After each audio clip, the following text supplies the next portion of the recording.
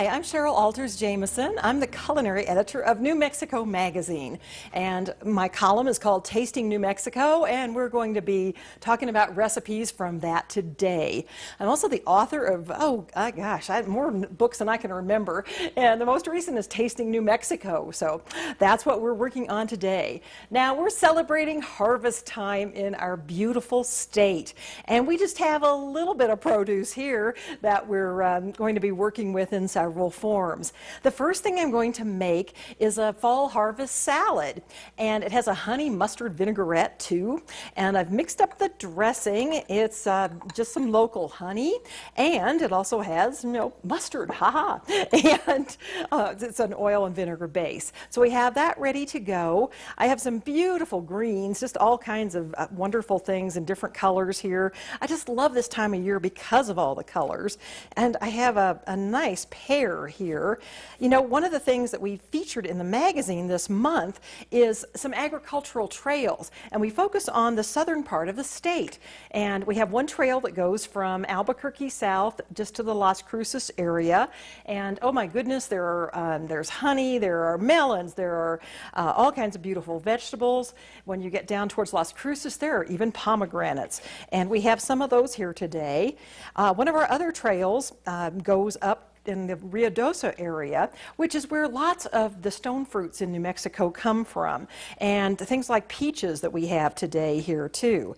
So I have this beautiful pear. We're putting that on top of the greens. I also have a peach, and that's a nice color there. Ooh, and wonderful juices. And, if you have figs, those are so good in this too.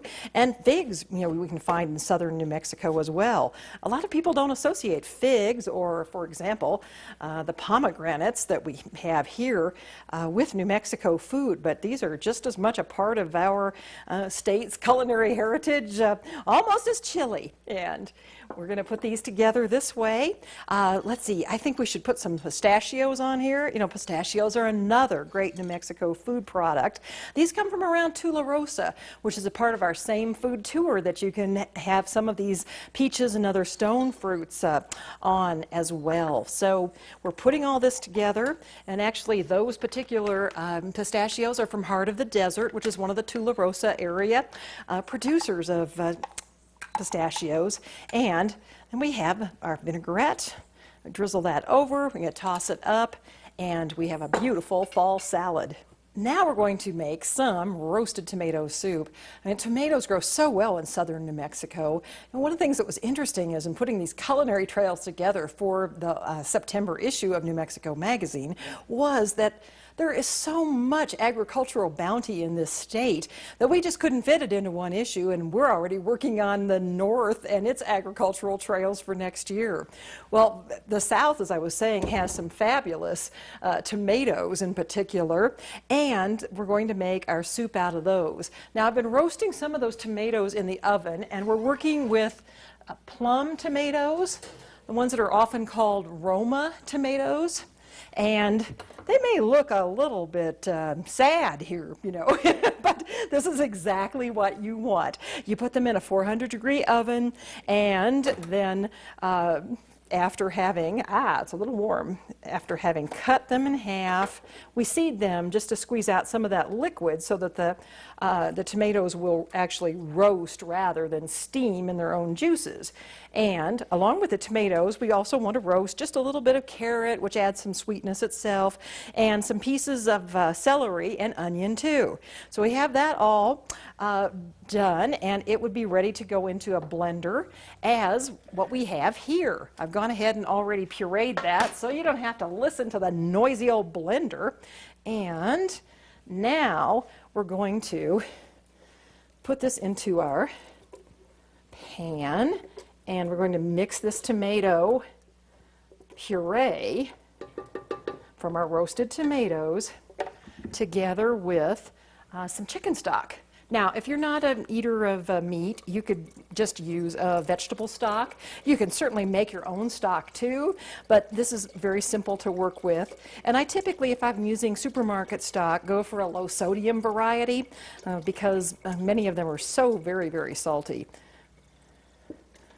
So we poured that in there, And we'll turn it back on so this can heat and blend together. And in addition to that mixture, we just want to put in a little bit of red wine vinegar.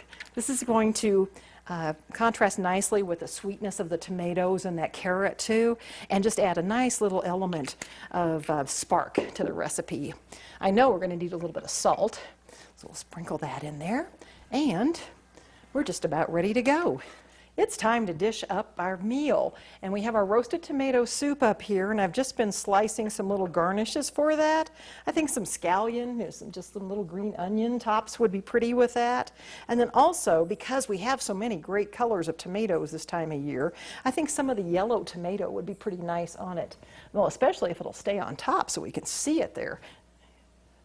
Here, how's that? I think that's looking pretty good now. Okay.